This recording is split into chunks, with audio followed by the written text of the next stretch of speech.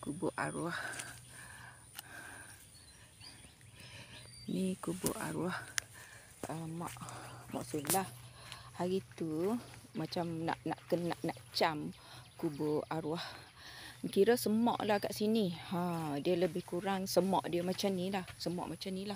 Semak lah kubur ni. Masa tu, lepas tu nak cari susah. Panggil lah kakak ipar tunjukkan kubur arwah. Lepas tu dia cakap arwah abang kata kubur arwah mak ni batu nisan dia pecah. Dia kata. Lepas tu Mak Sulah pun bersihkan kubur ni. Bersih. Lepas tu Mak Sulah nampak batu dekat sini. Rupanya inilah dia penyambungan dia. Ya Allah, subhanallah.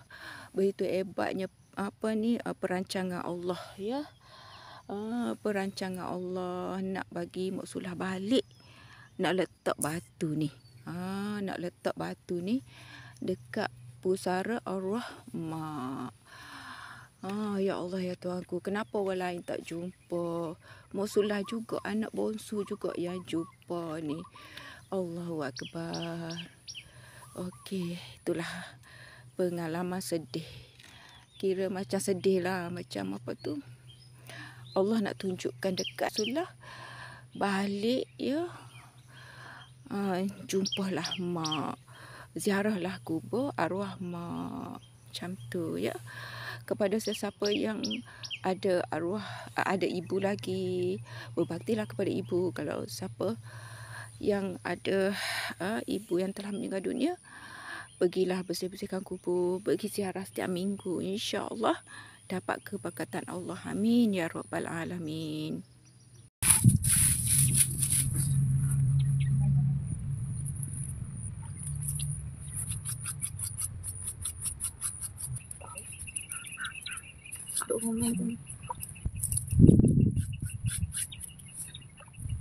Nak cak.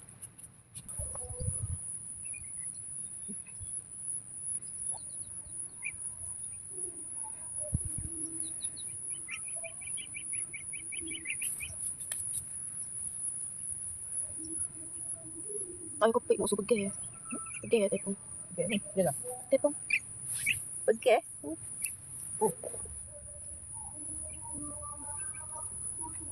Kalau nak comel cabut ni saya. Tak boleh. Kalau beli punya habis sekali beli apa itu? Kena dia milik ke itu? Tina.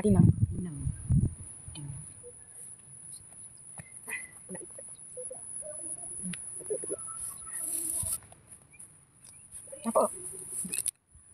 Nampak.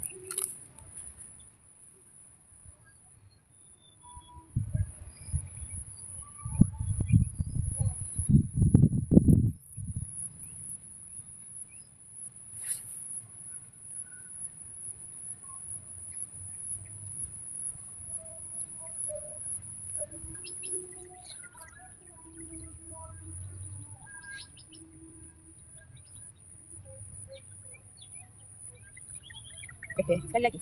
Balik tiga. Ada buat macam mana? Bila itu.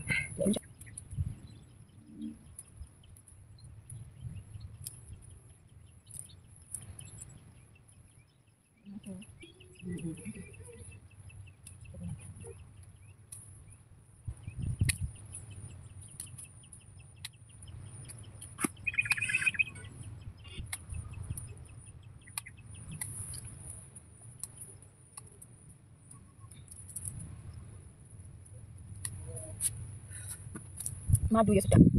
Madu ni. Madu di bunga tu. Tahu kok. Tu bunga tu. Terik macam madu. Bukit kuning tu. Oh, dia jalan.